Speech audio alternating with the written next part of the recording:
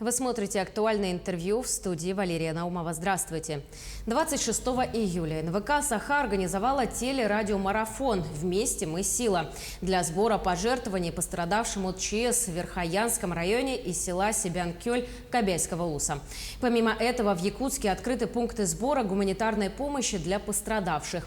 Помощь идет не только от трудовых коллективов, предпринимателей, но и от пенсионеров и отдельных граждан. Сегодня поговорим о том, как республика помогает потерпевшим от водной стихии и не только. В гостях у нас Михаил Никифоров, заместитель председателя правительства Республики Саха-Якутия. Михаил Викторович, здравствуйте. Добрый день. Нашу беседу хотелось бы начать по кормозаготовительной кампании. Будут ли скорректированы планы как раз-таки по заготовке кормов в связи с природными условиями нынешнего лета? Просто в отдельных районах наблюдается засуха, а где-то подтопление. Корректировка планов на данный момент не планируется, но есть прогнозные показатели на сегодняшнюю дату. Это если у нас план заготовки кормов 443 880 тонн на текущий кормозаготовительный год, то порядка 390 сегодня муниципальное образование прогнозирует. Но с учетом ситуации погодно-климатических условий, этот прогноз еще пока не очень так актуален на сегодняшний день. Более точные прогнозные данные планируем где-то в первой декаде августа уже четко определить. При этом еще должны заготовить порядка 30 тысяч тонн силоса и 13 тысяч тонн сенажа. Я думаю, что по силосу, по сенажу особых проблем не будет. Вот что касается сена, то тут есть определенные проблемы. Хотел бы отметить, что сегодня у нас Верхоянский, Кобяйский, Горный район, и отчасти Чураптинский район имеют проблемы в свете прошлогодних лесных пожаров. У нас в Кобяйском горном районе обводнение сенокосных угодий. Сами понимаем, что в Верхоянском районе у нас вообще ситуация сегодня очень сложная. И по Чураптинскому району есть муниципальное образование на уровне поселения, где у нас и саранчевые вредители есть, и местами еще засуха тоже у нас затронула. Поэтому ситуация, в принципе, она контролируемая. Вот что хотелось бы здесь добавить. Мы сегодня отрабатываем помощь, особенно это касается в первую очередь Верхоянского района, оказание финансовой помощи нашим личным подсобным хозяйствам, организованным формам хозяйствам для сенозаготовки, потому что прогноз по Верхоянску у нас сегодня очень сложный, порядка прогнозируется 26% только от плана заготовить, поэтому все сенокосные угодья, практически 80% находятся под водой, и считаем, что здесь без помощи правительства, конечно, Верхоянскому УСу не выйти из этой ситуации, поэтому постараемся здесь оказать посильную помощь со стороны правительства Республики Саха-Якутия. Михаил Викторович, вы уже упомянули в ответе на первый вопрос про саранчу. Это еще одна из проблем текущего лета. Расскажите, можно ли было подготовиться к борьбе с вредителями заранее, и можно ли в целом предусмотреть и предупредить такие события?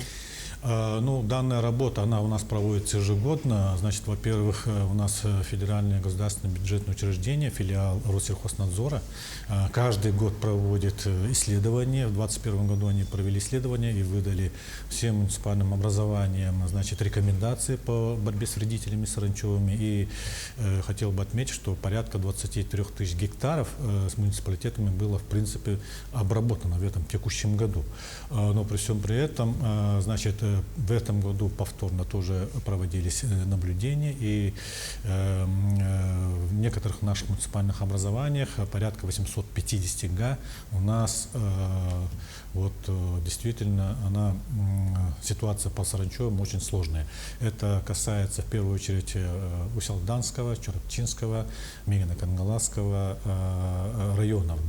Но при этом хотел бы отметить, что некоторые муниципальные образования в прошлом году действительно и в этом году успели отработать. Это Нюрбинский район, Мегино-Кангаласский, Усалданский район, Алёкинский район. А что касается Чураптинского, Татинского района, здесь наши муниципальные образования в этом направлении не доработали. Поэтому ситуация с саранчевыми в этих муниципалитетах тоже остается крайне такой напряженной. И считаю, что в рамках подготовки к следующей кормозаготовительной кампании мы, конечно, эту проблему будем учитывать и совместно с муниципальным образованием будем принимать меры. Давайте вернемся к пострадавшему населению Верхоянского района. Какая помощь им уже оказана? Ну, сегодня, во-первых, хотел бы отметить, что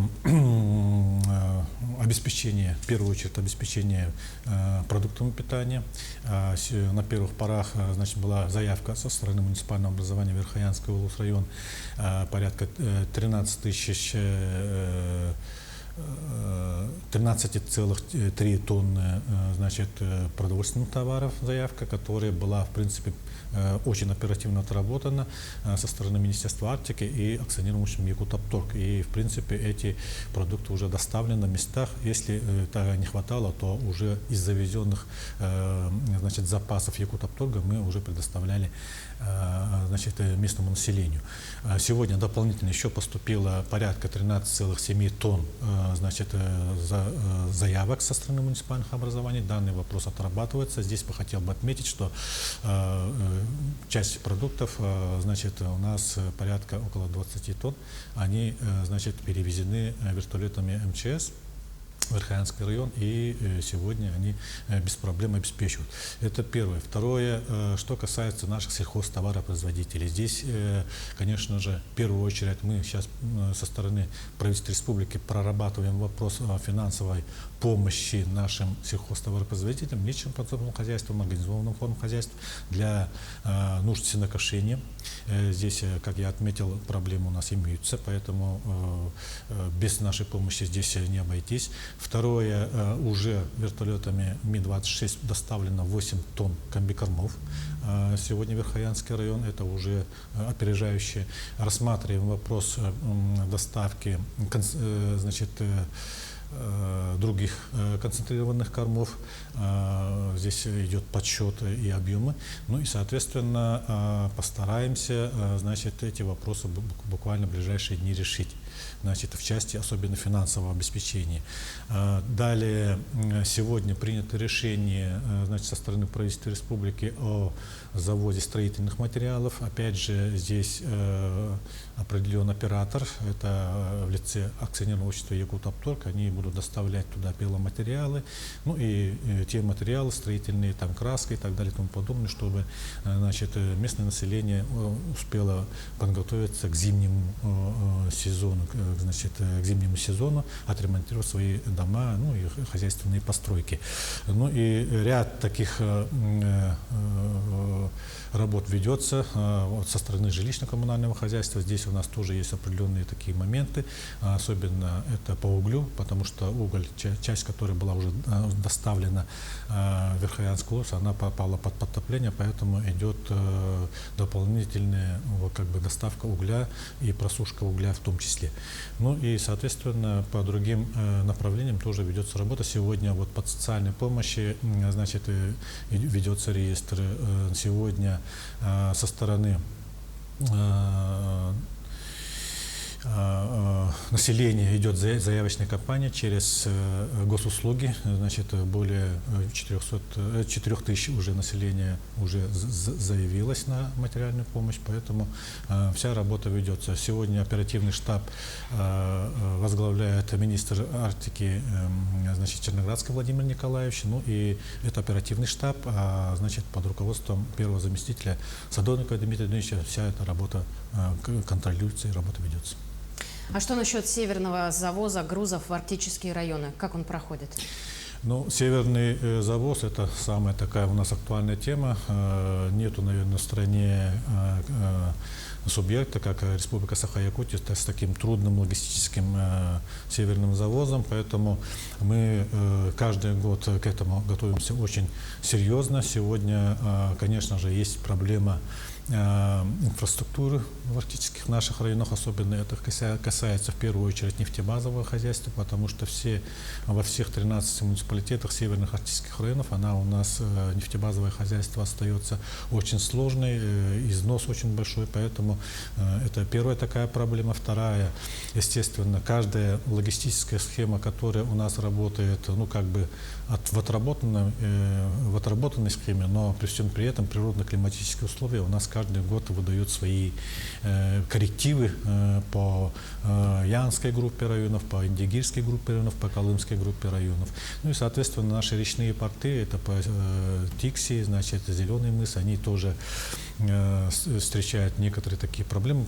Допустим, в прошлом году у нас в Зеленом мысу из-за отсутствия электроэнергии, из-за аварии на электролиниях, значит, там определенное время, допустим, речной порт не работал, поэтому проблема северного завоза тоже стояла на определенном таком серьезном уровне. И здесь бы хотел бы отметить, что сегодня порядка вперед, навигационный период, именно в северный завоз мы должны довести и в северно-арктические районы, и в труднодоступные районы порядка 3 миллионов тонн грузов. Из них 1,3 миллиона – это жизнеобеспечивающие грузы. Это у нас, значит, топливно-энергетические ресурсы, уголь, там, нефть, газ. Далее у нас продукты питания, это продукты питания социального назначения, значит, мука, сахар и так далее и тому подобное, строительные материалы.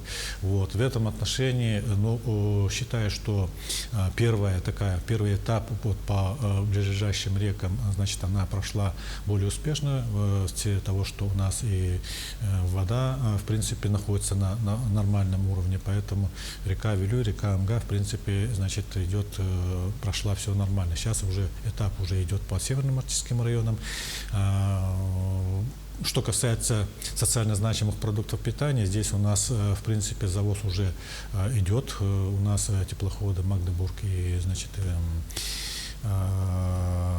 мальчиков, они уже отправились, значит, в северные районы. По пути они обратно еще должны завести рыбной продукции, которые наловили там на местах наши рыбаки.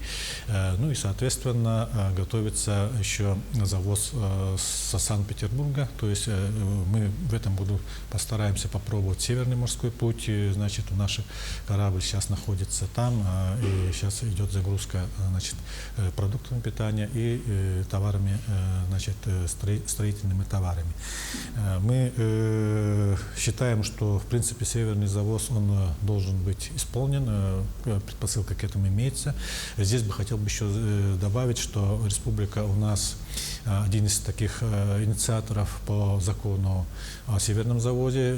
Есть поручение Владимира Владимировича Путина, президента Российской Федерации, в адрес Министерства Дальнего Востока об внесении законопроекта в Государственную Думу именно о законе о северном завозе. Мы, как республика, конечно же, в первую очередь заинтересованы в этом. Очень много работаем с Министерством Дальнего Востока, с депутатами Государственной Думы и даже инициировали свой проект федерального закона, который был направлен в адрес Минвостокразвития. В принципе, Минвостокразвитие с нами по данному вопросу отрабатывает. Мы в этом плане, в принципе, находимся, как говорится, в работе. И буквально вот позавчера было совещание, значит, Комитета Государственной Думы под руководством Николая Михайловича Харитонова, который курирует арктическую зону. И вот как раз мы тоже свои мнения высказали. Поэтому северный завод для нас очень актуален. Мы сегодня готовы, значит, проработать и выполнить все те планы, которые у нас определены в этом году по северному заводу.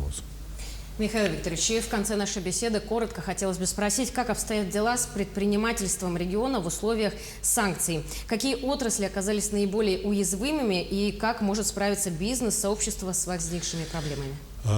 Ну, я бы хотел бы, пользуясь моментом, поблагодарить наше малое и среднее предпринимательство, потому что все-таки я возглавлял оперативный штаб по завозу, значит, продуктов питания, товаров народного потребления, вот, начиная вот с 24 февраля, и буквально с 1 марта оперативный штаб начал работать, и мы буквально в ежедневном режиме, значит, мониторили наличие запасов продовольствия и товаров народного потребления в наших, значит, магазинах, муниципальных образованиях. Здесь бы хотел бы отметить, что действительно работа оперштаба совместно с предпринимательским сообществом отработала, можно сказать, неплохо. И сегодня вот, мы мониторим ежедневно порядка 60 дней и в оптовой торговле, и в розничной торговле у нас товары продуктов питания, товаров народного потребления имеются. Что касается поддержки малого и среднего предпринимательства, конечно же, правительством республики приняты такие беспрецедентные меры поддержки. Во-первых, хотел бы отметить, это налоговые послабления, которые нашим предпринимателям, значит, было принято решение до конца текущего года принять. Это по УСН, это по доходам 1%, и по доходу минус расходы это 5%. Значительно это выше было. Второе, это, значит, налоговые, ну, как бы не налоговые послабления, а в части кредитных каникул, согласно постановлению правительства Российской Федерации, у нас, начиная те, кто получил кредиты займа до 1 марта текущего года, на 6 месяцев это кредитные каникулы сегодня работают. Возможно, правительство Российской Федерации, возможно, примет еще дополнительные меры. Далее нами разработано очень много таких льготных кредитных продуктов, займов, да, и со стороны Фонда предпринимательства нашей республики, значит, и малому, среднему бизнесу, и крупным нашим, значит, поставщикам, оптовым поставщикам, ну и через наш региональный банк, Алмаз-Аргенбанк, тоже были приняты решения со стороны правительства республики, выделены финансовые ресурсы на увеличение уставного капитала Алмаз-Аргенбанка, ну и увеличение уставного фонда предпринимательства, чтобы оказали льготные кредитования и выдачи займов нашим предпринимателям. Сегодня данными льготами очень хорошо пользуются, значит, очень быстро принимаются решения. Конечно же, те, кто успел, ну, кто хорошо подготовил документы, свои обоснования, они, в принципе, принимаются. И надеюсь, что данная работа, она будет еще вестись. И сегодня буквально мы отмечали День торговли, и, значит, предпринимательское сообщество, конечно же, выразило свою как бы благодарность правительству республики о всех принятых мерах, поэтому мы, как говорится, на короткой ноге с нашим малым и средним бизнесом и постоянно общаемся и принимаем те или иные меры упреждения. Михаил Викторович, спасибо вам большое, что пришли и ответили на все наши вопросы. Благодарю вас. Спасибо. Ну и я напомню, что вы смотрели актуальное интервью. Всего доброго.